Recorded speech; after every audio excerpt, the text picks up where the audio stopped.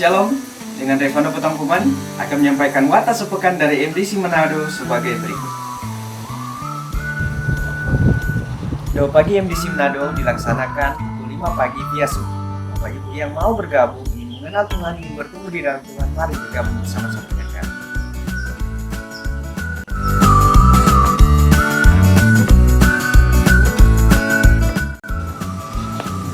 Pertemuan ibadah khusus anak muda akan dilaksanakan setiap hari Rabu pukul 19.00 via Zoom. Jadi bagi anak muda yang punya kerinduan ingin mengenal Tuhan lebih dalam lagi, mari kita pakai waktu kita untuk melayani Tuhan.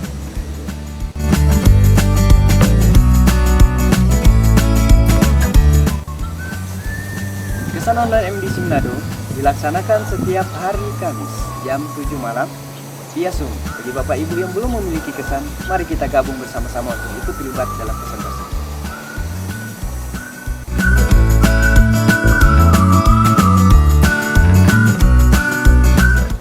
Ibadah kesan Karangria akan dilakukan secara onsite di hari Jumat pada pukul 7 di rumah Ibu Seri Manis.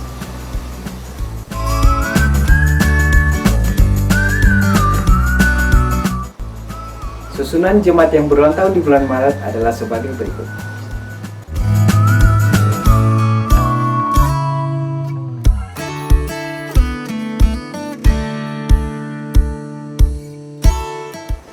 Gembala, pengurus, serta seluruh jemaat MDC Manado mengucapkan selamat ulang tahun, Tuhan Yesus memberkati. Ibadah Jumat Agung tanggal 2 April jam 10 pagi diadakan secara online maupun onsite.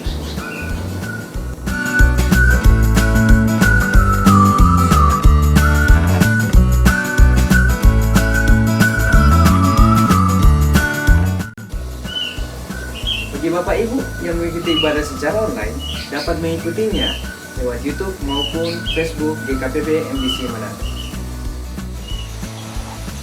Ibadah Paskah akan dilaksanakan hari Minggu jam 10 pagi tanggal 4 April dan akan dilaksanakan melalui online maupun onsite.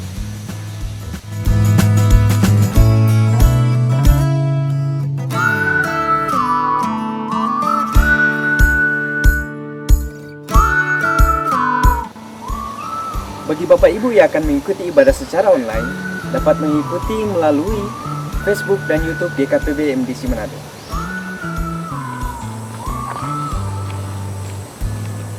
Demikian warta sepekan MDC Manado.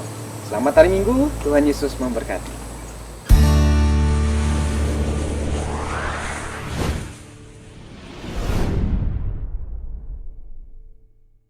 Selamat pagi Bapak Ibu. Mari kita siapkan hati kita. Kita mau angkat syukur kita kepada Tuhan. Kita mau selalu bersyukur. Sebab Dia Allah yang sempurna, Allah yang menolong kita. Terima kasih.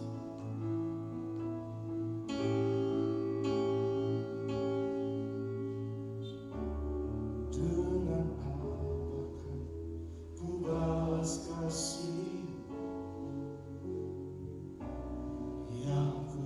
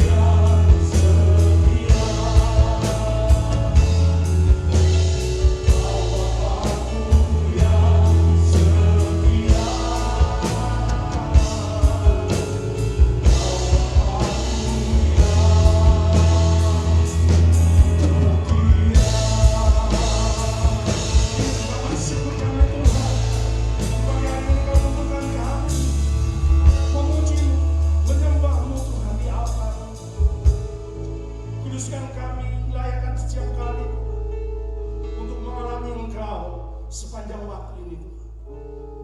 Bapak kami lebih dalam lagi Tuhan. Terima kasih ya Bapak. Kami buka ibadah kami hanya di dalam satu nama, di dalam nama Yesus yang adalah Tuhan dan Juru Selamat kami yang hidup. Kami berdoa dan mengucap syukur. Semua jemaat katakan, amin. Beri kemuliaan bagi Tuhan. Haleluya. Yes.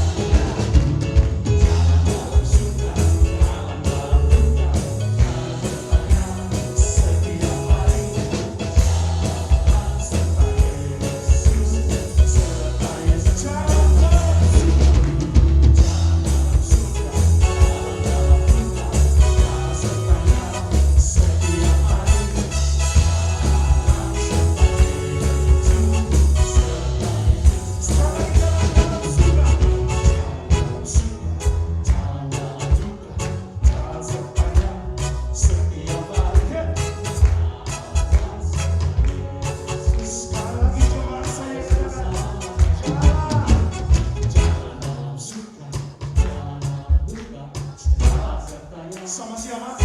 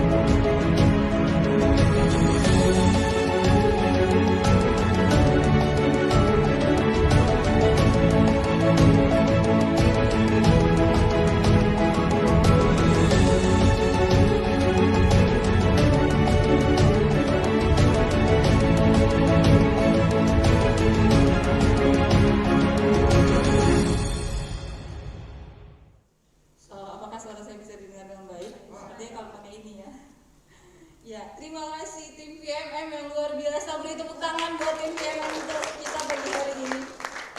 Kita bersyukur untuk para pria yang mau hidup melayani Tuhan, yang mau hidup mengasihi Tuhan. Amin. Bapak Ibu Saudaraku, minggu ini kita sama-sama sudah belajar mengenai hikmat dan bagaimana kita boleh mengelola kehidupan kita dengan hikmat yang Tuhan berikan. Saya akan melanjutkan topik pada pagi hari ini dengan tema Setting the Future of Your Life atau menetapkan masa depan atau kehidupan kita. Kita akan melihat bahwa hikmat itu tidak sama dengan informasi. Saudara bisa memiliki uang, tetapi kalau saudara tidak memiliki hikmat, maka uang itu bisa habis begitu saja. Dan pengetahuan pun dikatakan tidak sama dengan hikmat. Bahkan pengetahuan dan hikmat tanpa Allah itu semua sia-sia. Pengetahuan itu penting, tapi diperlukan hikmat untuk menerapkan apa yang kita ketahui. Hikmat di dalam bahasa aslinya atau bahasa Latin dikatakan proverbum atau selain dengan kata-kata. Jadi kalau saya terjemahkan dengan lebih mudah lagi, biasanya di setiap suku, bahasa, bangsa itu ada yang namanya pepatah. Kita banyak mengenal pepatah, tetapi bahkan pepatah itu berbeda dengan hikmat. Tetapi kalau dalam kitab Amsal ada begitu banyak perkataan-perkataan yang bermakna, perkataan-perkataan yang mempunyai arti. Nah, apa yang membedakan pepatah dengan Amsal? Pepatah itu kita mengenal dari kecil, kita bisa diajar di sekolah. Tetapi kalau Amsal, kitab ini ditulis berdasarkan inspirasi yang dari Allah. Oleh karena itu ada begitu banyak prinsip-prinsip penting yang diberikan bagi kita, yang dituliskan dalam kitab Amsal. Dan kita belajar bulan ini, saya sangat bersyukur untuk pengajaran firman yang disampaikan buat kita. Dari minggu yang pertama kita belajar bagaimana kita menetapkan jalan kehidupan kita, setting the path of our life. Lalu minggu yang kedua Ibu Siska Oro juga menyampaikan bagaimana kita menetapkan atmosfer dari kehidupan kita, setting the atmosphere. Dan minggu lalu Bapak Gembala menyampaikan setting the quality of your life atau menetapkan kualitas kehidupan kita. Nah, minggu ini akan diakhiri dengan topik menetapkan masa depan kita. Mengapa kita harus memutuskan itu dari sejak sekarang? Karena apa yang kita putuskan sekarang akan menentukan apa yang akan kita alami di masa yang akan datang. Amin, Bapak Ibu Saudaraku. Sangat penting untuk kita menentukan apa yang akan kita lakukan mulai dari sejak sekarang ini. Karena itu yang akan kita raih atau kita lakukan, kita alami di masa yang akan datang. Dan setidaknya di dalam kitab Amsal ada 120 kali lebih kata hikmat disebutkan. Dan bahasa Ibrani hikmat itu tadi saya sebutkan dalam bahasa Latin, bahasa Ibraninya hokmah, itu artinya keahlian atau kemampuan. Bapak Ibu, kalau kita punya kemampuan, kalau kita punya keahlian, maka kita akan mendapat keuntungan. Amin, setuju dengan saya? Contoh kecil saja Bapak Ibu Saudaraku. Kita bisa mendengarkan suara VMM bernyanyi dengan luar biasa karena sound system yang disetting dengan baik. Dan diperlukan keahlian untuk men-set itu. Amin, benar ya? Saya percaya bahwa keahlian itu banyak memberi keuntungan. Kita bisa mendengarkan tanpa distorsi yang seperti yang sudah sering kita alami beberapa waktu yang lalu. Dan dalam kehidupan kita juga, pada saat kita memiliki keahlian, pada saat kita memiliki kemampuan, banyak sekali keuntungan-keuntungan yang bisa kita dapatkan dari keahlian atau kemampuan kita. Misalnya berdagang, berjualan, mengajar, melayani, memimpin, banyak hal-hal akan memulai hidupnya dengan kebutuhan akan Tuhan. Sebaliknya orang bebal akan berkata mereka tidak perlu Tuhan. Dan orang yang berhikmat juga tidak bisa selalu disamakan dengan orang yang sudah berusia lanjut. Ada orang yang umurnya sudah tinggi, usianya sudah lanjut, tapi hidupnya seringkali dijalani kurang atau bahkan tanpa hikmat. Ada orang yang masih belia, masih muda, tapi kehidupannya sudah diwarnai dengan hikmat yang luar biasa. Nah, Bapak Ibu Saudaraku, jadi usia tidak menentukan seseorang itu berhikmat atau tidak. Dan juga dikatakan bahwa salah satu yang sangat penting dalam kehidupan kita yang diajarkan dalam kitab Amsal adalah bagaimana saudara dan saya belajar menjalin relasi, hubungan. Kenapa demikian? Karena manusia sebagai ciptaan Allah diciptakan untuk menjalin relasi. Pada saat Tuhan menciptakan hari yang pertama sampai dengan hari yang ke-6, Tuhan selalu berkata, apa yang Dia ciptakan itu baik. Tuhan melihat bahwa itu baik. Tuhan melihat baik. Sampai pada satu kali Tuhan berkata tidak baik. Kapan Dia berkata tidak baik? Di dalam Kejadian 2 ayat 18 Tuhan berfirman, tidak baik kalau manusia itu seorang diri saja. Itu kali pertama muncul pernyataan tidak baik. Artinya saudara dan saya, kita memang sudah didesain, sudah diciptakan untuk kita menjalin relasi. Manusia tidak dapat bertahan hidup tanpa menjalin hubungan, tanpa ada relasi. Dan bukan berarti juga karena relasi itu penting, maka kita dapat menjalin relasi dengan sembarangan atau dengan siapa saja. Sama artinya bahwa bukan berarti pada saat kita tahu bahwa sesuatu itu penting, makanan itu penting, bukan berarti kita dapat memakan apa saja yang disuguhkan pada kita. Oleh karena itu mari kita belajar bagaimana kita menetapkan masa depan kita dengan kita menjalin relasi yang sesuai dengan apa yang kitab Amsal ajarkan, apa yang firman Tuhan ajarkan bagi setiap kita.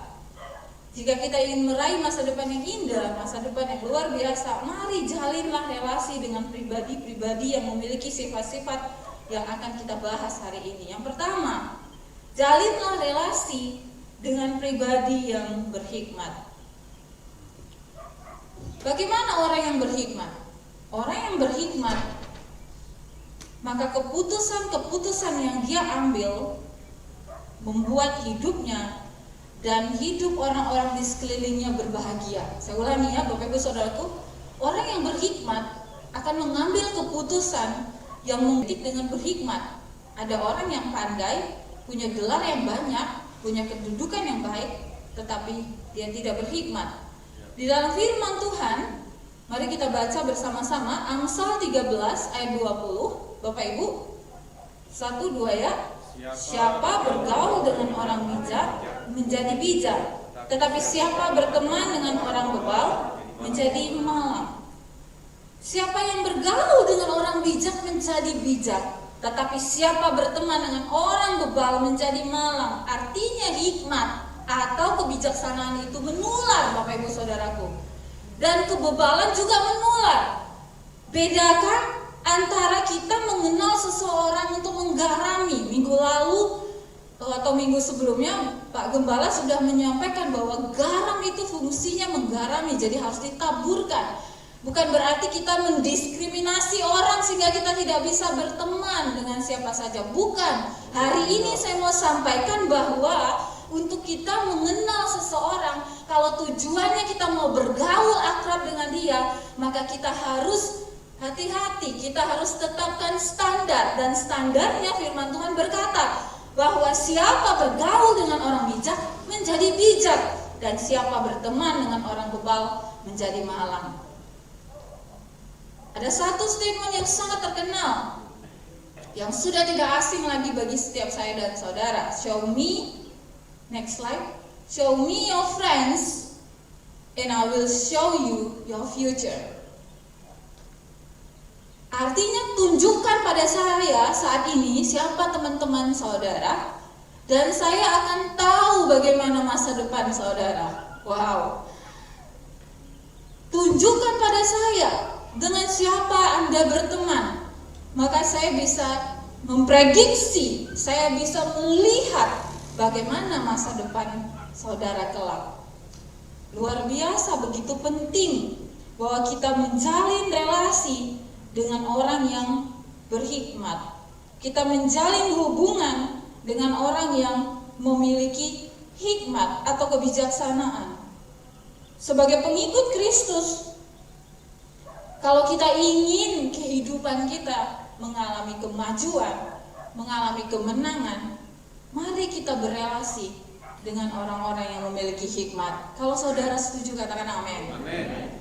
Bapak Ibu saudaraku yang terkasih, ada banyak sekarang ini berita-berita yang cukup menggoncangkan. Baru-baru ini ada berita yang kita dengar bahwa ada orang yang mengatakan dirinya orang pandai dan dia bisa menggandakan uang. Yang membuat kita heran, ada orang yang percaya, orang yang punya pendidikan cukup baik, percaya bahwa uang itu bisa digandakan sedemikian rupa. Logikanya setiap uang punya nomor seri. Jadi kalau nomor serinya sama, berarti nomor seri yang sama itu uang palsu. Kalau serinya berbeda, berarti uang itu harus ada dari tempat lain yang diambil, mungkin dengan cara-cara yang tidak benar.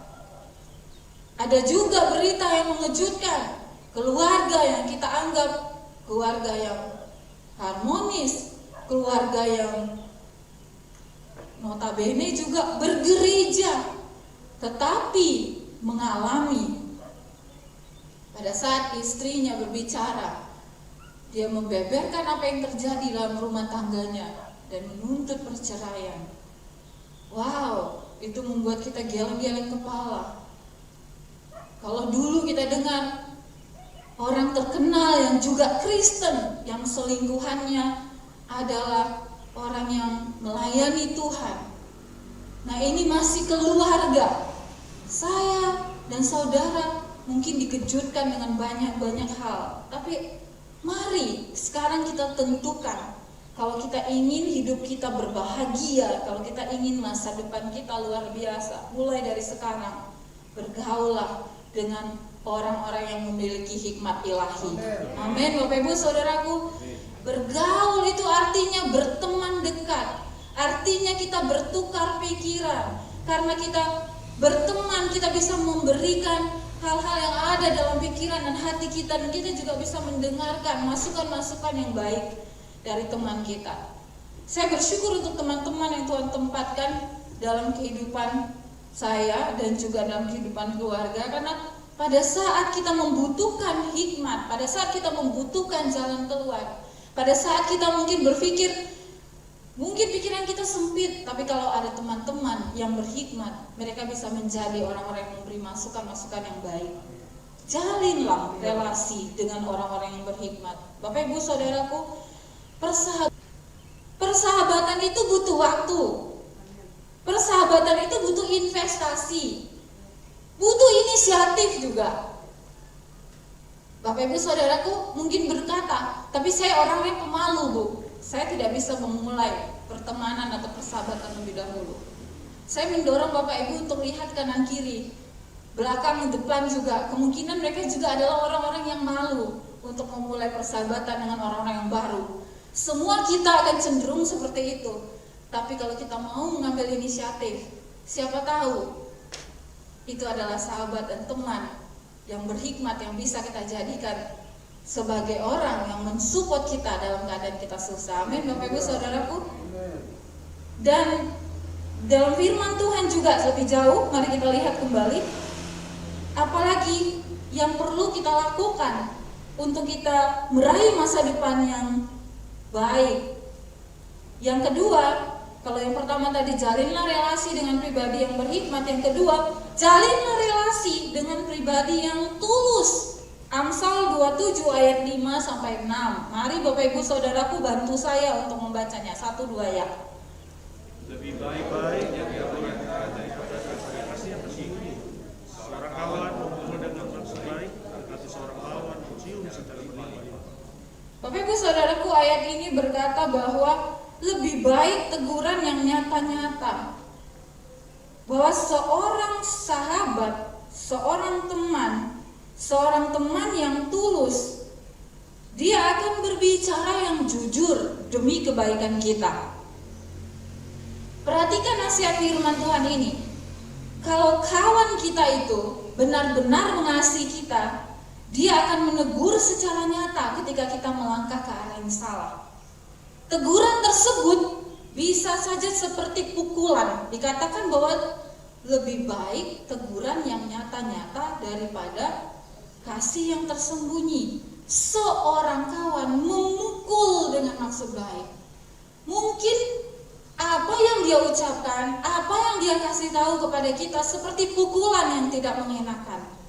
Tetapi itu jauh lebih baik daripada seorang yang memuji-muji kita secara berlimpah-limpah. Mencium secara berlimpah-limpah itu artinya bersikap manis, memuji-muji kita. Walaupun mungkin disuruh pilih antara ciuman dan pukulan, secara jujur siapa yang lebih suka? Mana yang Bapak Ibu Saudara lebih suka? Tentu bukan pukulan. Pukulan itu tidak mengenakan. Tetapi kalau dikatakan di sini, kalau kita ingin memiliki masa depan yang baik, kita harus bersedia menerima teguran. Kita harus bersedia menerima teguran yang tulus dari teman untuk mengingatkan kita demi kebaikan kita sendiri. Bapak Ibu Saudaraku, kalau saudara misalnya nih pergi ke dokter, memeriksakan kesehatan saudara, dan dokter memeriksa Bapak Ibu dan saudara, waktu dokter itu bilang kondisi saudara, mana yang saudara minta atau pilih? Dokter yang menyatakan kondisi saudara yang sesungguhnya atau dokter yang menyembunyikan fakta tentang kondisi Anda? Yang mengatakan yang sebenarnya. Kalau Bapak Ibu Saudaraku, usiamu sudah lanjut dan kehidupanmu atau cara hidupmu misalnya selama ini tidak teratur, tidak baik, lalu memang ada masalah pada jantung Bapak Ibu Saudaraku, dan engkau harus pasang ring. Kalau dokter yang kira-kira ada pilihan gitu, dokter yang satu akan bilang, oh jantung Bapak baik-baik saja, seperti seorang jantung seorang remaja, makan saja apa yang Bapak mau, Bapak bisa makan apa saja yang Bapak mau, dan tidak usah ubah gaya hidup saudara, tidak ada yang perlu dilakukan, kau bisa hidup sampai ratusan tahun lagi. Lalu ada seorang dokter lain yang berkata bahwa oh jantungmu dalam keadaan mulai harus dilakukan sesuatu, kalau tidak kau akan berbahaya mengalami hal yang tidak baik, cukup kritis, kau harus belajar untuk berolahraga, kau harus belajar untuk makan makanan yang sehat. Nah Bapak Ibu Saudaraku, ke dokter mana yang saudara akan pergi? Ke dokter pertama yang akan terdengar manis di telingamu, atau ke dokter kedua yang mengatakan apa yang sebenarnya? Itulah yang terjadi dengan seorang teman yang bersedia memukul kita dengan maksud baik, daripada seorang lawan yang mencium secara berlimpah-limpah. Amsal 17 ayat 15. Next slide. Ayat ini berkata, Amsal 17 ayat 15. Ya, Bapak Ibu mari kita baca bersama. Membenarkan orang fasik dan mempersalahkan orang benar, kedua-duanya adalah kekejian bagi Tuhan. Di sini kita lihat firman Tuhan berkata begini, Bapak Ibu. Membenarkan orang fasik dan mempersalahkan orang benar, kedua-duanya adalah kekejian bagi Tuhan. Jadi dalam pandangan Tuhan adalah bahwa hal yang keji pada saat kita tahu orang salah lalu kita katakan itu benar, dan pada saat orang melakukan yang benar dan kita katakan itu adalah salah. Jadi katakan iya kalau iya, tidak kalau tidak. Lebih dari itu berasal dari si jahat. Amin Bapak Ibu Saudaraku. Bapak Ibu, masalahnya acap kali kita tidak menyadari. Seringkali kita mempermasalahkan atau kita persalahkan. Mendingan urus-urusan kita sendiri. Mungkin kita berpikir begitu. Puji Tuhan, Tuhan tidak bersikap seperti itu. Kalau Tuhan bersikap seperti itu, buat apa peduli dengan manusia? Mereka biar saja mati dalam dosa-dosa mereka. Kalau aku melakukannya, aku disalib, aku dihina, dan manusia tidak memperdulikan aku.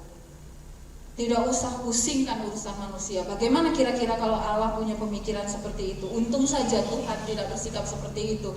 Dia datang, dia rela untuk mati, dia rela untuk menanggung dosa kita. Dan oleh karena itu mari Bapak Ibu Saudaraku, jangan kita lewatkan Jumat Agung. Kita akan beribadah untuk kita bersama-sama mengingat pengorbanan Yesus Kristus. Ajak Bapak Ibu, teman, saudara untuk kita bersedia datang. Kita bersyukur bahwa ada Paskah, ada pengorbanan Kristus, ada kematian dan ada kebangkitan Kristus bagi saudara dan saya. Amin Bapak Ibu Saudaraku. Mari kita lihat kembali firman Tuhan dikatakan di dalam ayat yang tidak ada di slide ya. Saya minta Bapak Ibu buka sendiri di dalam Alkitabnya, Filipi 2 ayat 19 sampai 22. Saya mau kita sama-sama lihat ayat ini, Filipi 2 ayat 19 sampai dengan 22.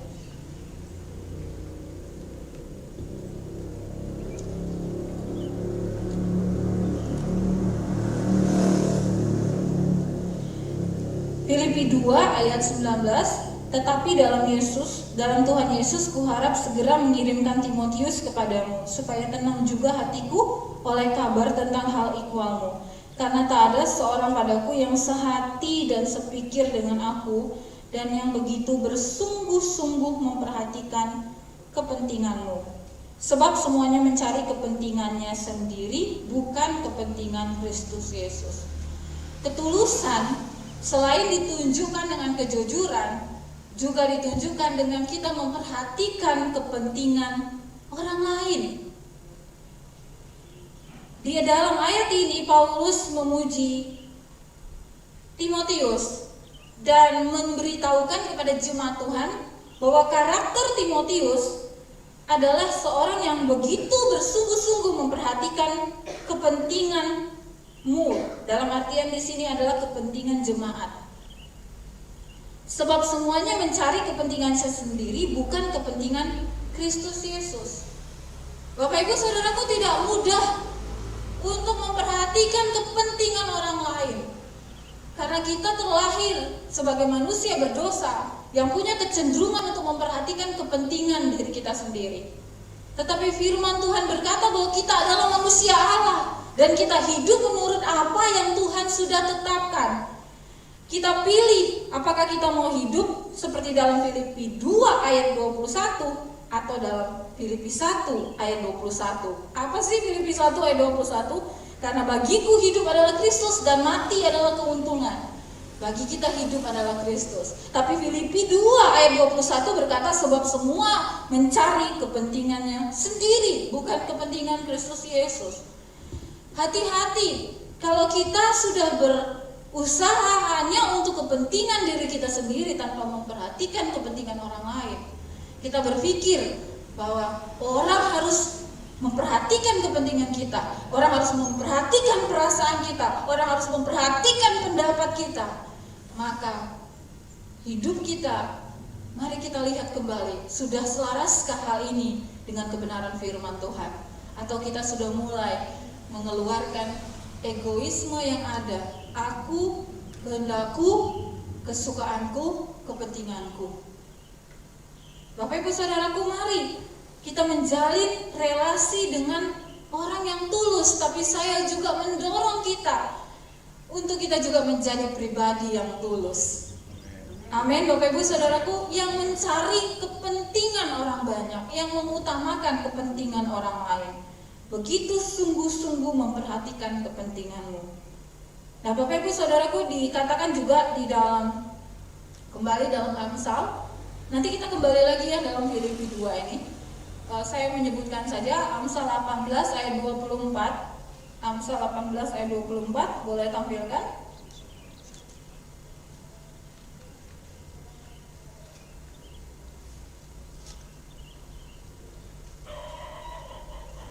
Ada teman yang mendatangkan kecelakaan, tetapi ada juga sahabat yang lebih karib daripada seorang saudara.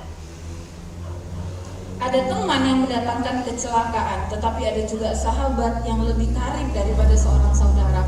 Sahabat yang lebih karib dari seorang saudara, mereka menyegarkan hati kita. Mereka membuat kita bersuka cita. Nah, ayat ini dalam terjemahan yang lain juga yang saya mau sampaikan di sini adalah bahwa a man who has friends must himself be friendly, but there is a friend who sticks closer than a brother. Nah, part yang keduanya, bagian keduanya itu mirip dengan terjemahan ini, tapi bagian yang pertamanya itu a man who has friends must himself be friendly, itu artinya gini, kalau kamu mau jadi seorang teman yang tulus, kalau kamu mau jadi seorang sahabat, jadilah sahabat dulu gitu. Kalau kamu mau punya teman, kamu jadilah orang yang memang bisa ditemani gitu kira-kira ya. Jadi kalau Bapak Ibu menginginkan, merindukan ada sahabat, ada teman yang tulus, jadilah pribadi yang tulus. Amin. Jadilah pribadi yang mengutamakan kepentingan orang lain. Jadilah pribadi yang suka untuk mencari kepentingan orang banyak, orang lain terlebih dahulu.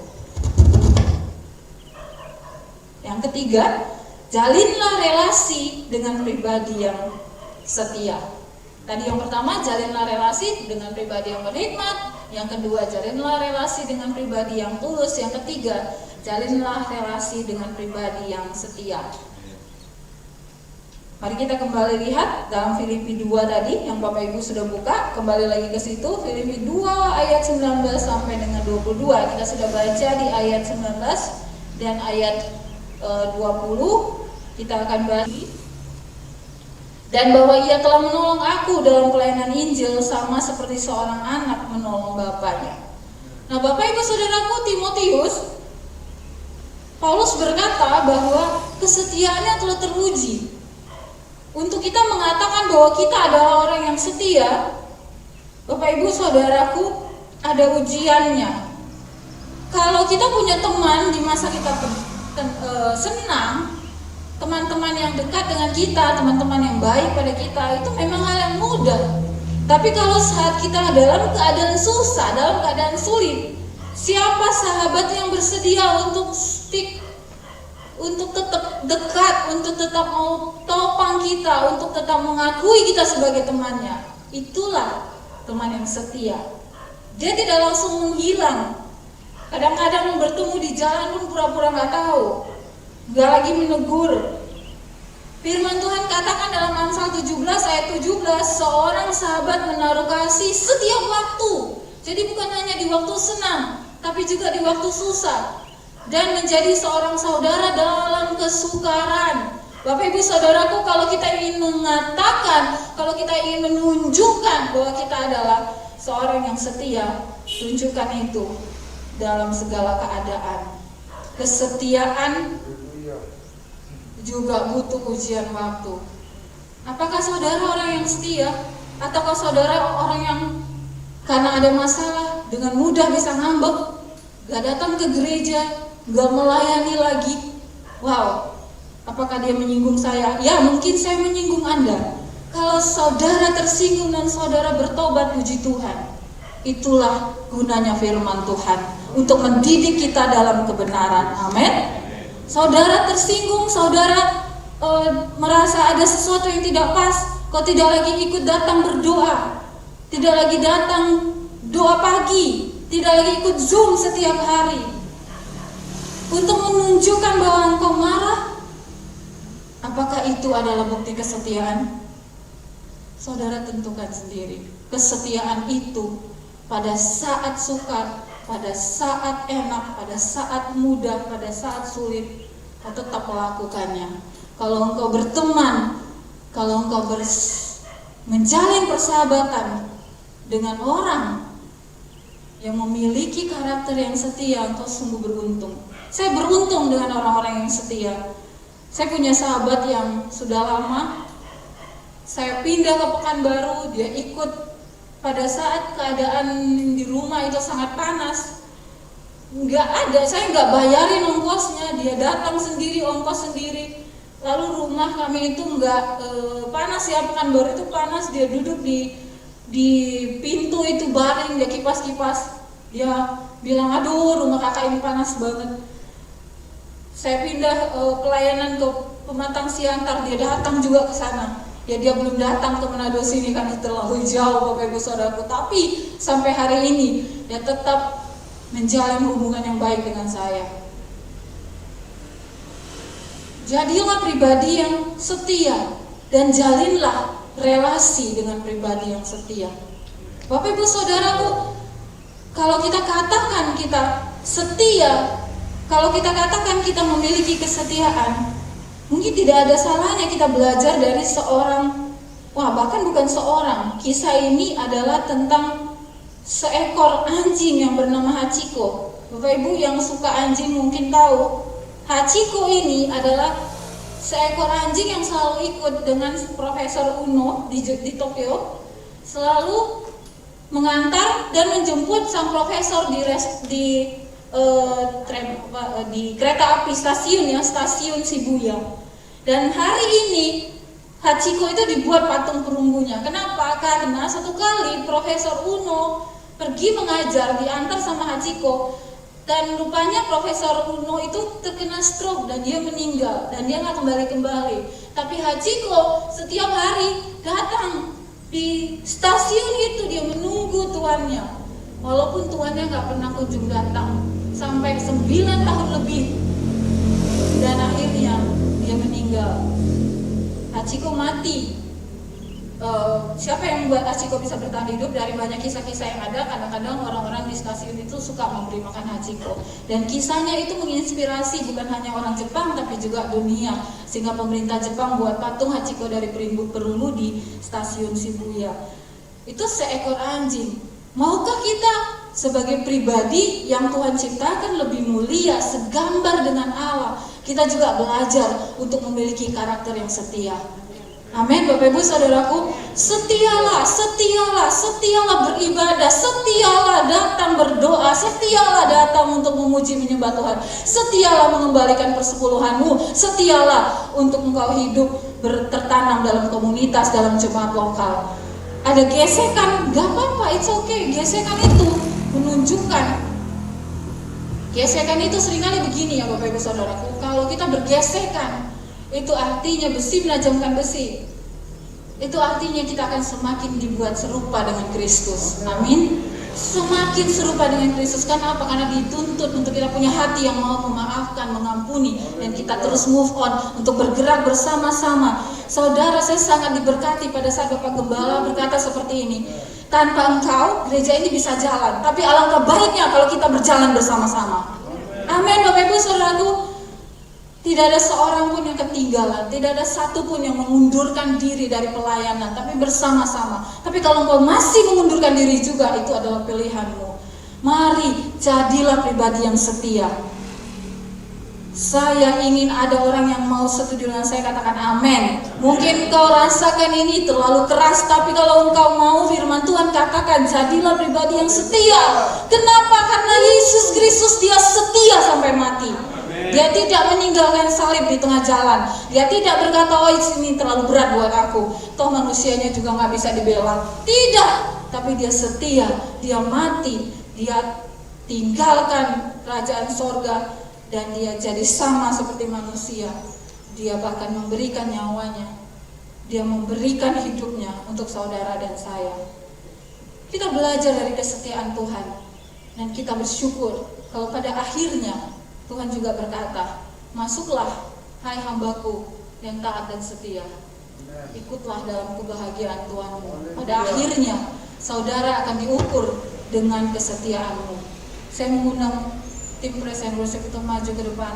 Mari kita belajar untuk kita menjalin relasi dengan pribadi yang berhikmat. Mari kita belajar untuk kita menjalin relasi dengan pribadi yang tulus. Dan mari kita belajar untuk menjalin relasi dengan pribadi yang setia. Setia kepada Tuhan, setia kepada pasangan kita, setia pada keluarga kita, setia pada gereja lokal yang Tuhan sudah tempatkan kita, setia pada pilihan dan panggilan Allah. Apa yang saat ini saudara dan saya lakukan, mari kita lakukan terus dengan hati yang tulus, hati yang setia. Kita tahu pada waktunya kita akan menuai apa yang kita taburkan. Amin. Mari kita tundukkan kepala.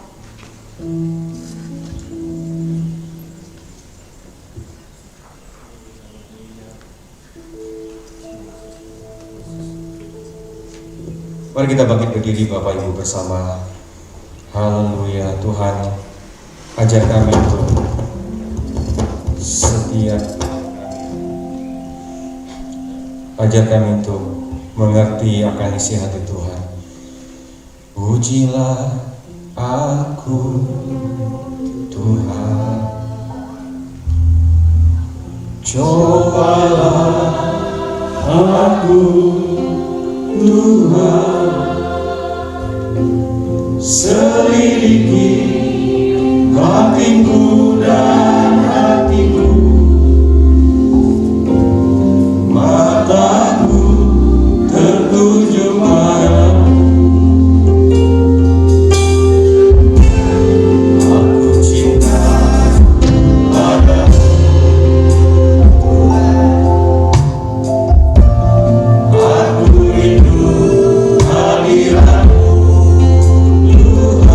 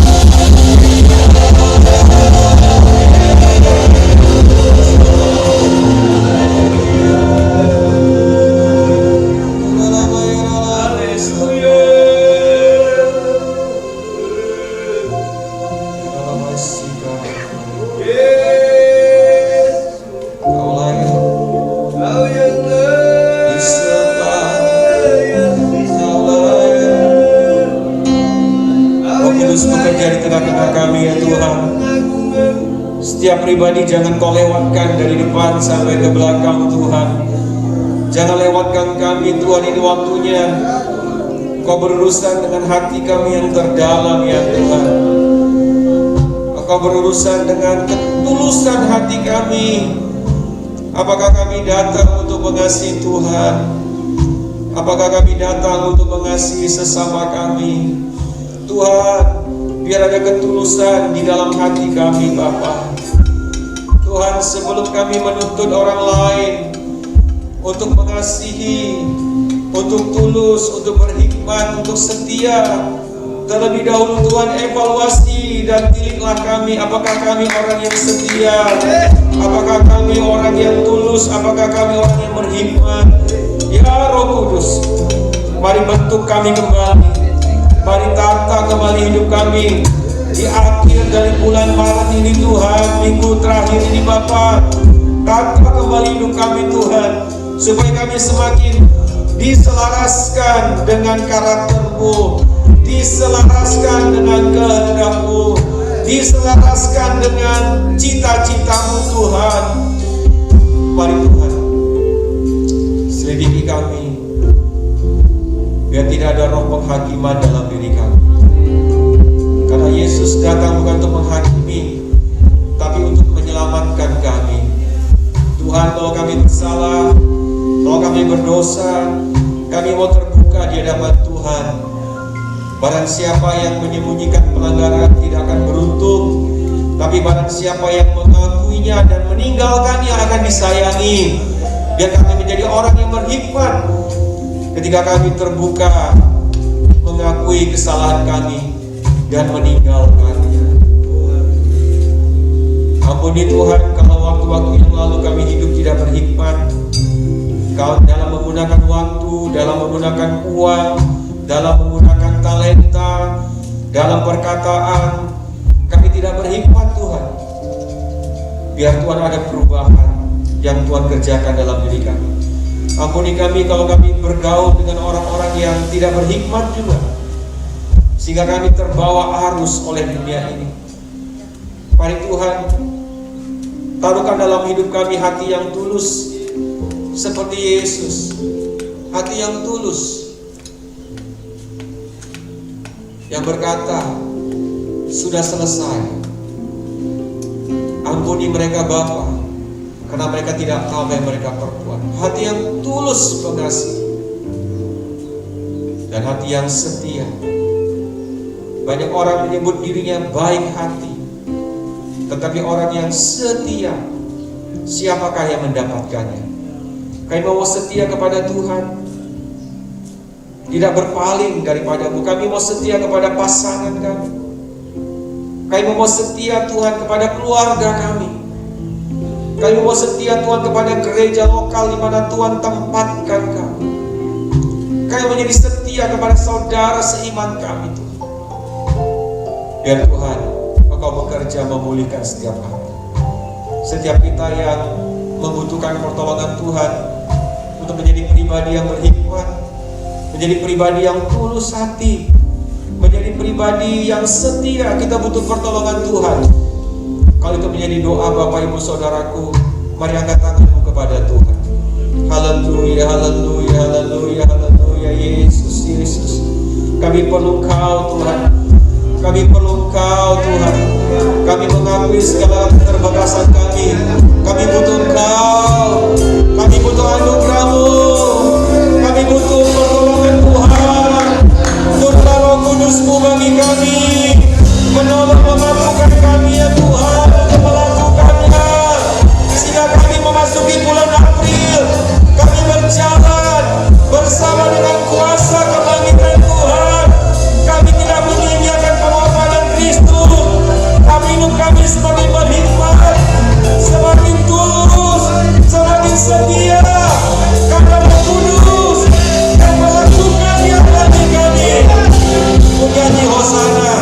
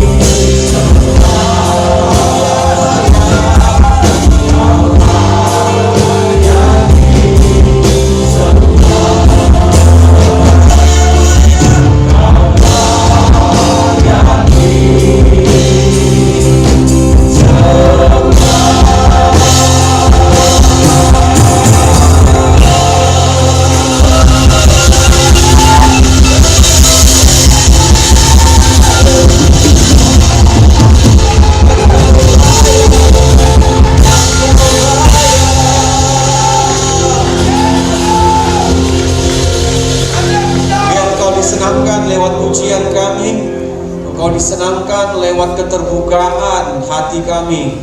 Engkau disenangkan lewat hati kami yang berbalik kepada Tuhan. Ini doa kami. Di dalam nama Tuhan Yesus kami berdoa. Kami bersyukur. Yang diberkati bersama katakan amin. Silakan duduk Bapak Ibu yang dikasih Tuhan. Nanti artis sama aktornya bisa ganti-gantian ya. Yang mau jadi aktor sama artis daftar kepada Pak Jimmy. Bapak Ibu diberkati? Amin. Ya, saya kira tadi Pak Revan ada di kubur Yesus waktu itu. Mirip toh? Terima kasih Pak Revan, Pak Jimmy yang sudah bekerja keras untuk membantu itu. Hari ini kita akan mungkin ada yang terlewat pengumumannya yang berulang tahun di bulan Maret. Hari ini yang berulang tahun adalah Bapak Sony Wijaya. Tadi saya sempatkan telepon, ternyata beliau ada di Makassar. Bayangkan Bapak Ibu, dia rayakan ulang tahunnya di Makassar, begitu kan? Sebabnya Cik Petro dan anaknya Lisa yang datang. Tanggal 9 Lisa juga ulang tahun. Jadi Bapak Ibu yang ulang tahun di bulan Maret boleh bangkit berdiri di tempat duduknya saja. Ada Lisa tanggal 9, kalau saya nggak salah. Hari ini juga ada Pir datang nggak ya? Ada Pir? Oh Pir nggak datang, Pir anak Pak Yobert. Yang ulang tahun di bulan Maret boleh bangkit berdiri? 1, 2, 3. Ada Dara Silitonga juga. Siapa lagi? Kita berikan tepuk tangan bagi mereka. Oke, silakan duduk, Baik. Ya, itu saja. Tadi sudah tambahan pengumuman hari Rabu jam 7:30 malam ada training khusus untuk soundman. Jadi bagi teman-teman yang memiliki kerinduan untuk melayani di soundman, dibuka gratis. Ya, ini ilmu yang sangat mahal, tetapi karena berguna bagi gereja, ya Pak Tado datang dari Sumatera Utara untuk men-setting sound kita dan juga untuk melatih. Jadi di hari Rabu nanti bagi teman-teman anak muda, Pak Elpis juga mau ikut, makanya kita undurkan jam 7:30 ya. Pak Elpis yang sudah senior saja mau belajar, apalagi yang anak muda. Ayo anak muda semangat, amin. Ayo, yang so berjanji berkali-kali tidak datang, ayo datang. Oke. Saya rasa itu saja pengumuman pada hari ini, hari Jumat orang tetap ibadah Jumat Agung jam 10 di tempat ini hari Jumat. Kita akan melakukan perjamuan kudus bersama dan hari Minggunya ibadah Paskah. Ya, puji Tuhan, saya berterima kasih Bapak Ibu telah berdoa untuk kami sekeluarga dan anak kami Putri Sarah. Dia lulus diterima di Teknik Informatika Universitas Samratulangi, Unsra. Ya, jadi Sarah tetap di Manado dan bisa melayani orang bersama-sama. Amin. Terima kasih untuk doa Bapak Ibu semuanya. Mari kita akan berdoa untuk memberikan persembahan kita kepada Tuhan. Kita berdoa.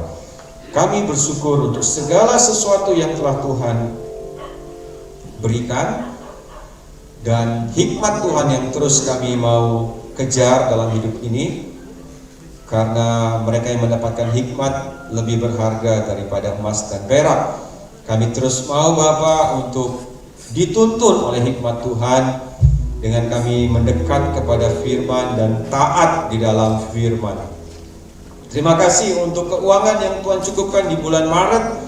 Bahkan hari ini kami boleh membawa persembahan kami, ucapan syukur, baik juga mengembalikan persepuluhan, persembahan khusus, biar semuanya itu Tuhan bicara mengenai hati kami. Karena di mana hartamu berada, di situ hatimu berada. Tuhan berikan pada jemaat Tuhan hikmat, kekuatan untuk memperoleh kekayaan, sehingga dengan kekayaan itu bisa melayani lebih banyak orang lagi. Jiwa-jiwa diselamatkan, jiwa-jiwa dibantu dan ditolong. Kami menyerahkan mereka yang berulang tahun di bulan Maret ini, biar Tuhan memberkati satu persatu. Hari ini ada Pak Sony Wijaya yang berulang tahun, juga adik kami Pir. Biarlah Tuhan hari ini menjadi penuh dengan berkat dan sukacita dimanapun mereka berada. Tangan penyertaan Tuhan membuat yang mereka kerjakan berhasil. Terima kasih Tuhan. Kami membawa persembahan kami dengan sukacita Di dalam nama Tuhan Yesus kami berdoa dan mengucap syukur. Amin. Selamat memberi, Tuhan memberkati kita.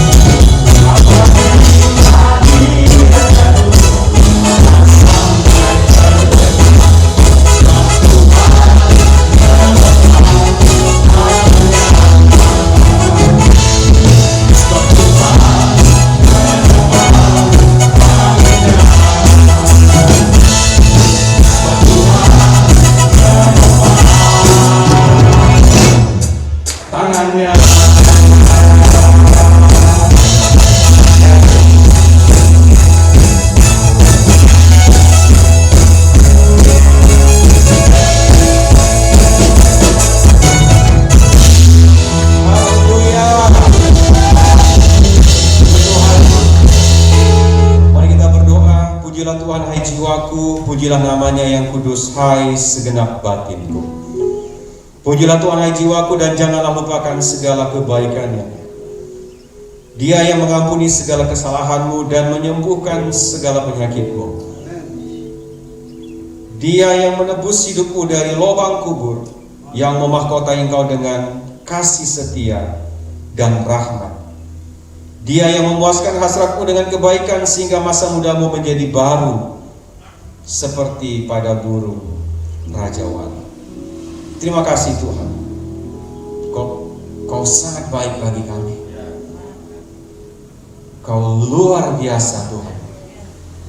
Biar hidup kami ini senantiasa dituntun, dikuasai oleh hikmat dari surga, sehingga dimanapun kami berada, ada ketulusan, ada hikmat, ada kesetiaan yang berasal dari Tuhan menguasai hidup kami, sehingga kami menjadi orang yang menjadi berkat bagi orang-orang di sekeliling kami.